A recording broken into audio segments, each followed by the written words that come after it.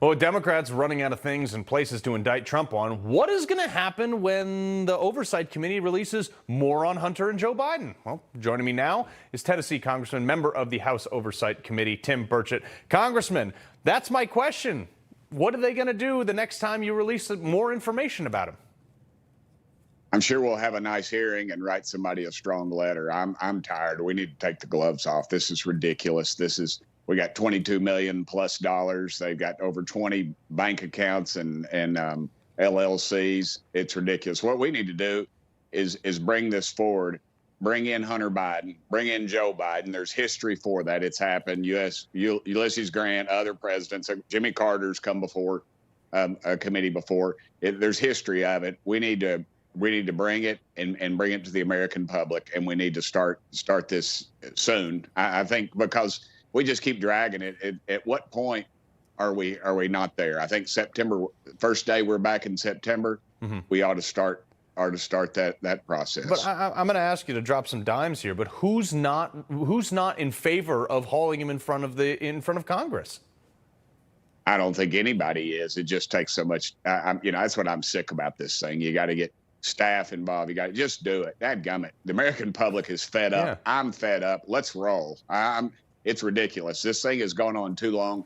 He's implicated his father multiple times. That witnesses have. I mean, the only people that are singing Biden's praises are two members of the Democrat parties and those knuckleheads over at CNN. Right.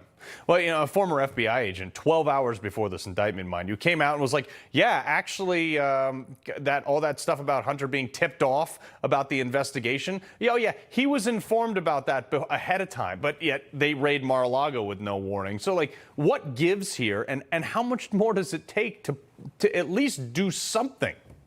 It doesn't take anything, but the problem you have is a crooked justice system, Justice Department, top to bottom. They need to just gut that thing. It's not everybody wants to treat it like it's a little trash can. You need to just pick and choose. Hell, we need to turn it upside down and put a fire hose on it and clean the whole bunch out. It's a rat's nest. Let's go. Let's cut their money off if we have to.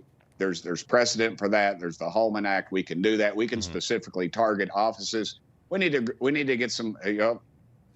Gorka just said it. We need to get some balls. We do. It's ridiculous. I'm over it. Yeah, real quick on this Trump indictment. There's, obviously Jack Smith and now as a special counsel, you guys can't haul him in front of you. Is there any way to get to the bottom of some of the stuff that he's doing and how cattywampus it may be? I don't know. We can do it in the public opinion. Again, you're not going to get anything out of the Senate because of the 60-vote rule. But let's just go ahead. Let's go ahead with this indictment and let's go ahead with trying to remove him from office. We're not going to, but we ought to hang it around his neck. They haven't even proved, the IRS hasn't even shown where they paid any taxes. $22 million and no taxes. Hell, you and I get $600 worth of sales on eBay, and guess what? We get a letter from the freaking IRS. Yeah. This is ridiculous. The American public needs to be irate about it, and they should.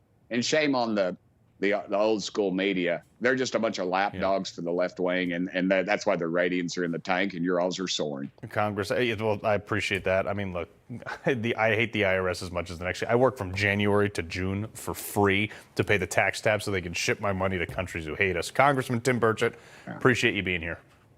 Thank you.